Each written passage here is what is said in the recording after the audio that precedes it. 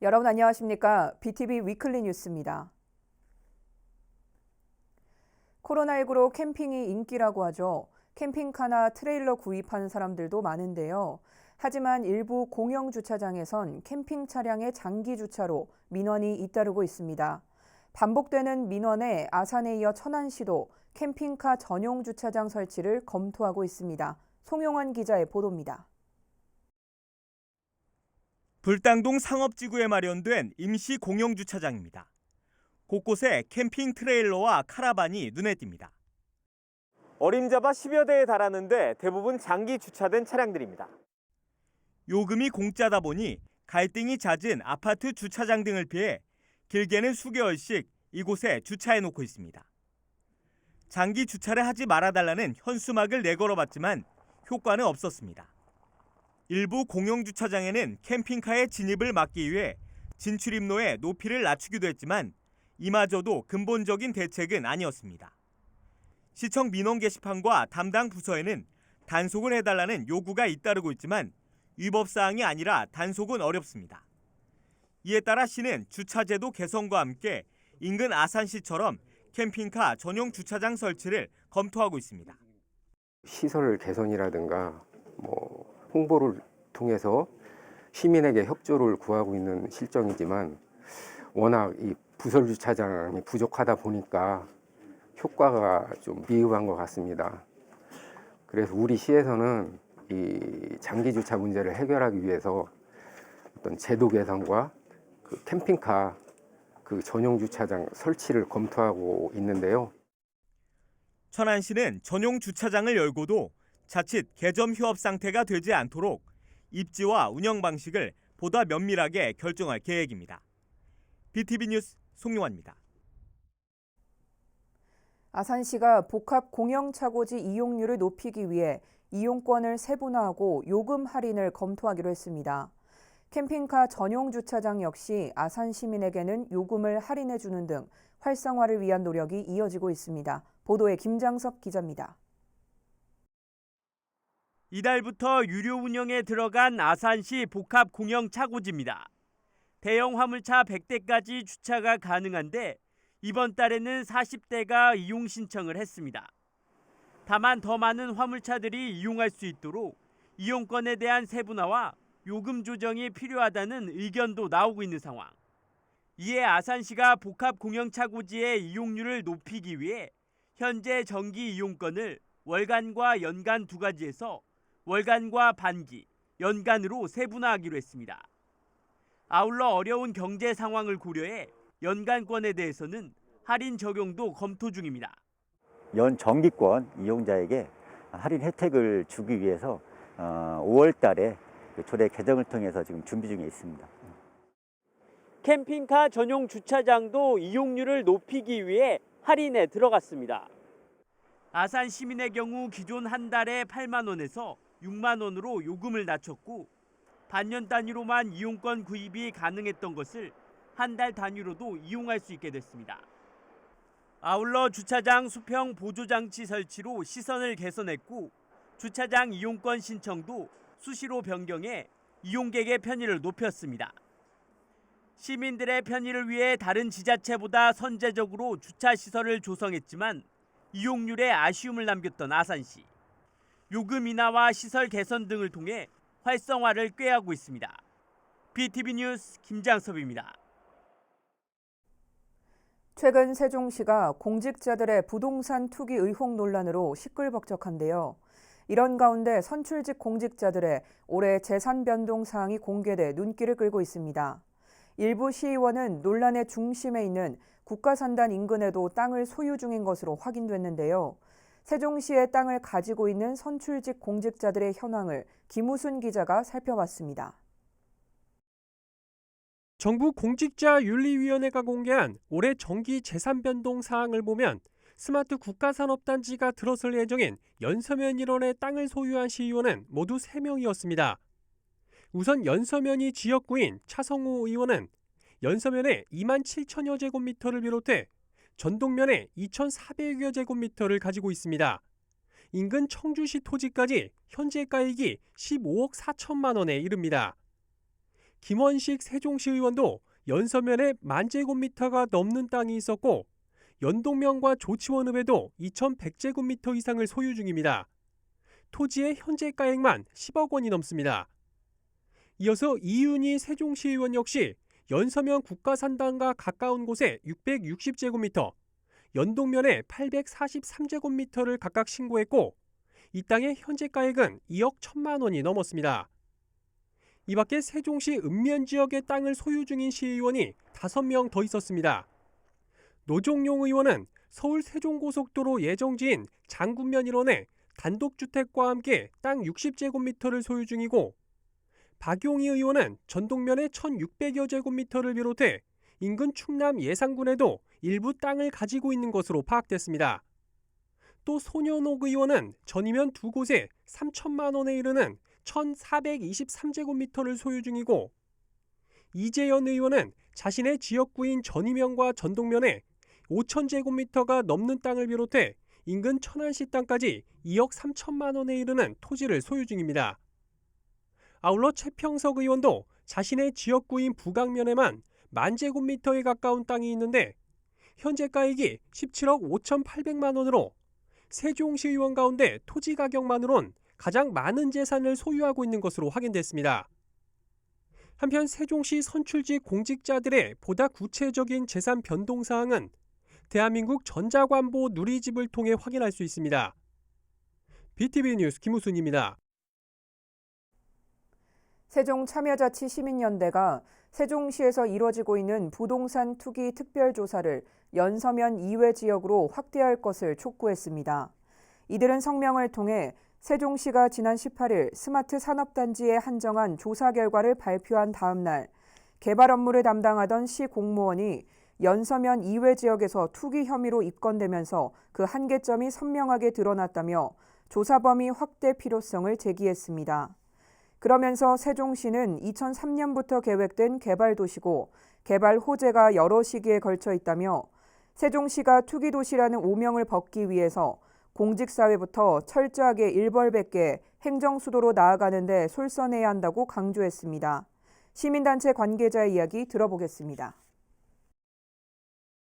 실은 세종시는 2003년도부터 계속 개발과 관계된 곳이기 때문에 개발 호재가 있을 때마다의 어떤 그 투기 의혹들이 있었던 거고 제보들이 지금 쏟아지고 있는 거기 때문에 얘기가 지금 되고 있는 연서면 산단으로 그칠 것이 아니라 지금 현재 그 장군면이라든지 금남면이라든지 개발과 관계되어 있는 역이라든지 철도, 그다음에 산업단지 이런 데서 나와 있는 의혹들을 해결하기 위해서는 세종시에서 지금 1차 수사라고 하는 거에서는 시청 공무원들을 대상으로 했지만 그 이후의 조사에서는 범위를 좀 더 넓혀서 시에서 적극적인 의지를 보여주면서 부동산 투기 관련된 정책들을 조사를 해 나가야지만 시민들이 그동안 가지고 있었던 의혹이나 이런 것들이 좀 해소되지 수 있지 않을까 이런 생각을 좀 하는 거죠.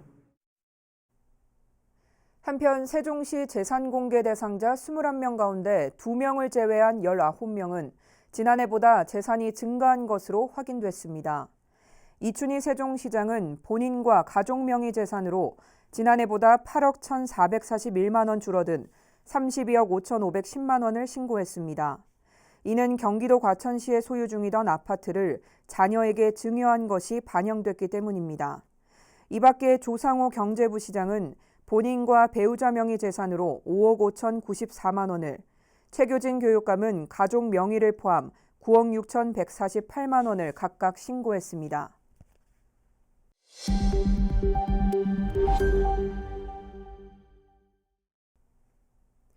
천안을 대표하는 스포츠 스타 마라토너 이봉주 선수입니다. 최근 이봉주 선수가 난치병으로 투병 중인 사실이 전해지면서 많은 사람들의 마음을 안타깝게 하고 있는데요. 이 선수의 고향 천안에서는 모금 운동이 시작됐습니다. 송용원 기자의 보도입니다. 천안 성거읍 소우리 일원입니다. 이 마을의 또 다른 이름은 바로 이봉주 마을입니다. 마라토너 이봉주 선수가 태어나고 자란 곳이기 때문입니다.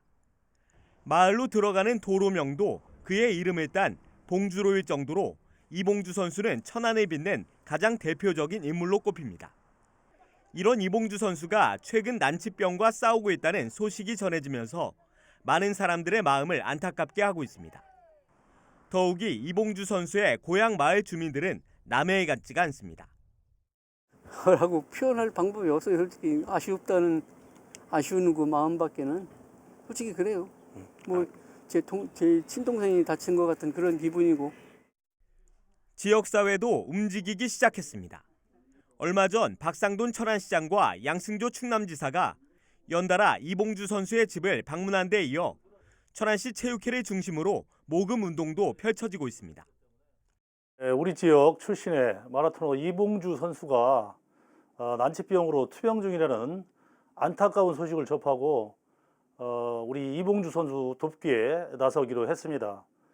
우리 천안시 체육회는 후원 계좌를 개설하고 이사회와 58개 종목단체를 중심으로 시민들의 자발적인 후원을 확산시켜 나갈 예정입니다. 또 내년 4월엔 2001년 4월 이 선수가 보스턴 마라톤에서 금메달을 딴 것을 기념해 천안에서 마라톤 대회도 열 예정입니다. 천안을 넘어 온 국민에게 희망을 줬던 이봉주 선수. 이 선수의 쾌유를 기원합니다. BTV 뉴스 송용환입니다. 누구나 작품을 전시하고 감상하는 것은 물론 예술 체험까지 가능한 공간이 아산시 신정호 인근에 문을 열었습니다. 아산시와 지역 작가들이 함께 만든 아산 갤러리 산책을 김장섭 기자가 다녀왔습니다. 하얀 석고붕대에 물감으로 색을 입힌 뒤 상대방의 손 위에 차곡차곡 덮습니다. 서로 손을 만지며 숨어있던 감정도 표현해보고 하하호호 웃는 사이 손 모양의 석고 작품이 완성됩니다. 작품도 만들고 내면의 감정도 자연스럽게 표현하도록 돕는 아트 테라피 프로그램입니다. 짝꿍이의 손을 그렇게 만져본 적이 없거든요. 그랬는데 그 만지면서 또 이렇게 예쁜 모양을 만들어 나가면서 그 뭐라 그럴까 없던 사랑도 더 샘솟는 그런 느낌을 받았어요. 그리고 굉장히 따뜻한 이 봄철에 또 지금 힘든 이 시기에 딱 맞는 그런 수업인 것 같아서 너무 좋았고요. 봄을 맞아 꽃을 그린 유화부터 한지를 이용한 작품까지 전시 공간에서는 지역 작가들의 특색을 담은 작품 39점도 감상할 수 있습니다. 공방과 전시가 모두 가능한 아산 갤러리 산책이 문을 열었습니다. 아산시와 한국미술협회 아산지부가 공공미술 프로젝트를 통해 만든 곳으로 누구나 쉽게 가까운 곳에서 작품을 감상하고 예술 체험을 할 수 있는 공간입니다. 특히 예술인뿐 아니라 일반 시민도 작품 전시가 가능하고 명화 그리기와 캘리그라피 등 다양한 체험 프로그램이 운영되면서 지친 일상에 힐링할 수 있는 예술교육 체험장입니다. 모든 시민들이 나도 하고 싶었는데 하는 그런 마음들을 표현을 못했잖아요. 그래서 표현할 수 있는 그런 시민들이 함께 표현할 수 있는 그런 공간으로 저희들이 만들려고 합니다. 다음 달까지는 오전 10시부터 오후 6시까지 휴관 없이 운영되며 5월부터는 매주 화요일에 휴관됩니다. 문화예술공간인 갤러리 산책이 시민들에게 활력을 불어넣어 줄 수 있기를 기대해 봅니다. BTV 뉴스 김장섭입니다. 아산시 임시선별전에 수년째 보관 중인 폐기물로 주변 지역에서 악취 등 피해 신고가 계속됐는데요. 아산시가 예비비를 투입해 폐기물 3,100여 톤을 오는 7월까지 전부 처리하기로 결정했습니다. 보도에 김장섭 기자입니다. 아산시 폐기물 임시선별장입니다. 폐타이어부터 매트리스는 물론 사업장 발생 폐기물과 생활 폐기물까지 쌓인 폐기물의 높이만 7m입니다. 소각시설 정비 기간에 처리하지 못한 쓰레기나 무단 투기된 폐기물을 우선 보관한 건데 소각시설이 노후화되면서 처리 용량이 줄어들고 고장 등으로 가동 일수까지 줄면서 처리되지 못하고 쌓이기만 하는 겁니다. 지난 2014년부터 현재까지 처리되지 못하고 쌓인 쓰레기만 3,100톤이 넘습니다. 5년이 넘도록 처리가 되지 않다 보니 악취 등으로 주변 지역에서 민원이 계속되고 있는 상황. 이에 따라 아산시가 올해 예비비 8억 원을 투입해 적치된 폐기물 전체를 오는 7월까지 처리하기로 했습니다. 현재 보관량은 약 3,130톤으로 400톤은 기확보된 예산으로 처리할 계획이고 잔해량 2,730톤은 예비비 8억 4천만 원을 투입하여 여름철 이전에 신속히 위탁 처리하고자 합니다. 다만 소각시설 노후화로 인해 추후에도 폐기물을 처리하는 데 어려움이 예상되는 만큼 근본적인 문제를 해결하기 위해 소각장 증설이 필요하다는 의견도 제시됐습니다. 관리 좀 철저히 하시고 설계 능력 잘 하셔서 증설할 수 있는 그런 계획이 기본적인 계획 좀 철저히 수립하고 할 수 있도록 좀 최선을 좀 다해 주시기 바랍니다. 한편 아산시는 소각장 증설과 관련한 연구 용역에 착수한 상태로 임시 선별장에 오랜 기간 폐기물이 쌓이지 않도록 매년 정비 계획도 수립할 계획입니다. BTV 뉴스 김장섭입니다. 지난달 천안시가 충청권 유일의 직업교육 혁신지구로 지정됐다는 소식 전해드렸는데요. 혁신지구 사업의 실효성을 높이기 위해 교육청과 지자체, 기업, 대학 등 8개 기관이 하나로 뭉쳤습니다. 송용환 기자의 보도입니다. 지난해 전국 직업계고 졸업생들의 진로 현황입니다. 전체 42.5%가 대학에 진학한 반면 취업률은 9만 명 중 2만 5천 명, 27.7%에 그쳤습니다. 천안 지역 6개 직업계 고등학교도 최근 3년 동안 취업률이 30%대에 머물고 있습니다. 취업이라는 당초 목적과는 다르게 직업계고 학생들의 대학 진학률이 갈수록 높아지고 있습니다. 이런 가운데 지난달 천안에 충청권 유일의 직업교육 혁신지구 지정이라는 반가운 소식이 들려왔습니다. 올해 4억 원의 시작으로 최대 3년간 총 사업비 20억 원이 투입됩니다. 혁신지구 지정이 실효성을 거둘 수 있도록 교육청과 지자체, 기업인단체, 대학 등 8개 기관이 협약도 맺었습니다. 이번 협약에 따라 기업은 직업계고 졸업생들의 채용을, 공주대와 백석대, 한국기술교육대 등은 기업 맞춤형 기술 심화 교육을, 지자체는 안정적인 정착 기반을 조성하게 됩니다. 천안시가 주력하는 그런 전략산업에 특화된 그런 산업인력 양성을 통한 지역산업 맞춤형 인재를 육성하면서 지역 맞춤형 직업교육 인프라를 구축할 계획으로 있습니다. 이를 통해 지역에서 교육과 취업, 정착이 하나로 이어지는 선순환 모델을 만들어 나갈 계획입니다.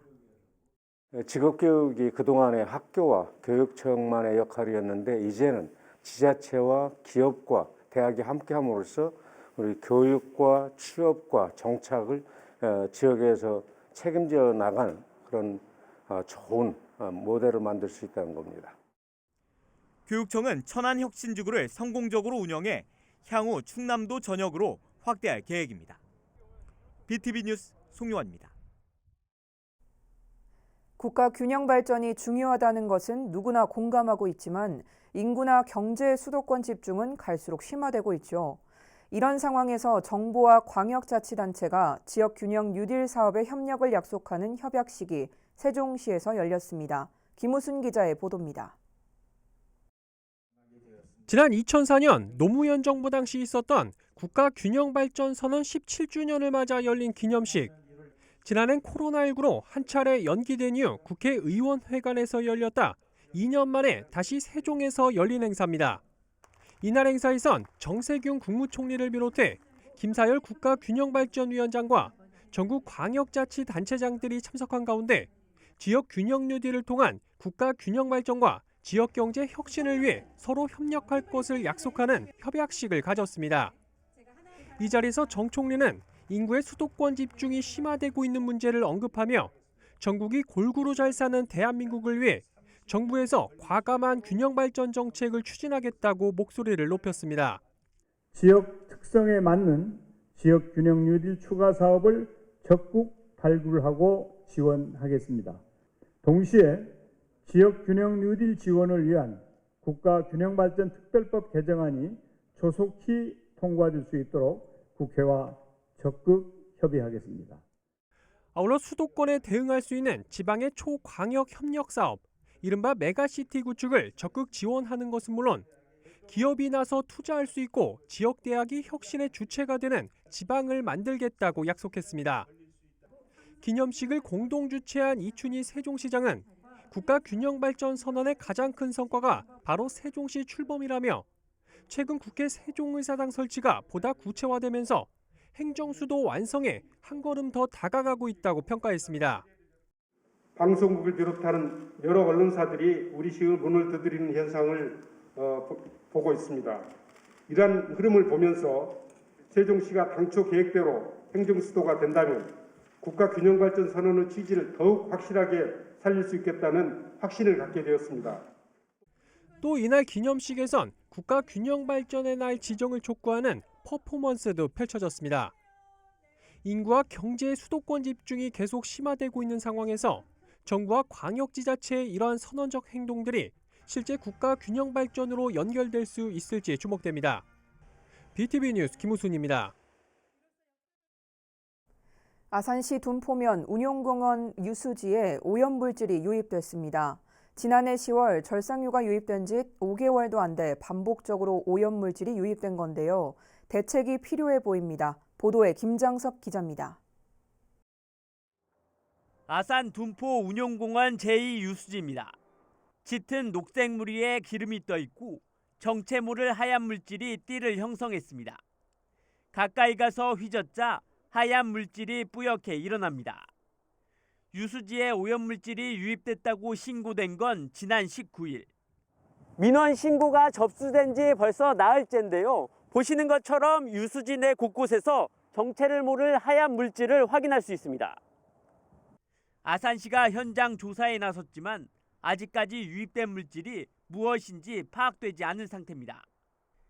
아산시는 유수지와 연결된 우수관로가 산업단지는 물론 인근 상가와 연결돼 있어 원인 규명에 어려움을 겪고 있습니다. 실제로 지난해 10월에도 이곳 우수관로를 통해 절삭유가 유출됐지만 결국 누가 배출했는지는 찾지 못했습니다. 다만 시는 이번에 유출된 물질은 절삭유가 아니라며 성분 분석을 위해 관련 기관에 의뢰할 계획이라고 밝혔습니다.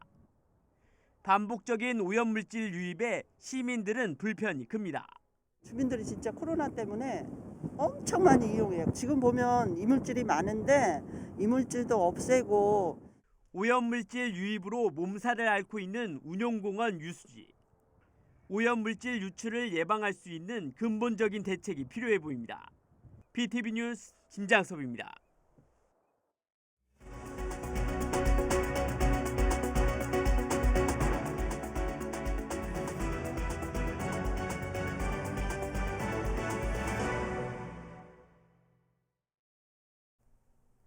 여성 폭행 전력으로 논란이 되고 있는 충남 아산FC 류에이 선수를 퇴출해야 한다는 목소리가 커지고 있습니다. 충남 아산FC 류에이 퇴출을 위한 공동행동은 기자회견을 열고 일본에서 상습 폭력 선수로 팀에서 방출된 류에이 선수를 영입한 것도 모자라 시민사회단체의 반대에도 홈경기에 기용했다며 즉각 퇴출을 촉구했습니다. 아울러 음주전력이 있는 이상민 선수 퇴출과 함께 42억 원 고액 체납자인 충남아산FC 대표이사 역시 퇴진돼야만 충남아산FC의 공익성을 회복하는 유일한 길이며 충남도민과 아산시민에게 진심으로 사과를 구하는 일이라고 밝혔습니다. 천안시가 동네 슈퍼의 경쟁력 강화를 위해 무인 운영 시스템을 지원하고 참여 점포 30곳을 모집합니다. 선정된 점포에는 출입 인증 장치와 무인 계산대 등 한 곳당 800만 원이 지원됩니다.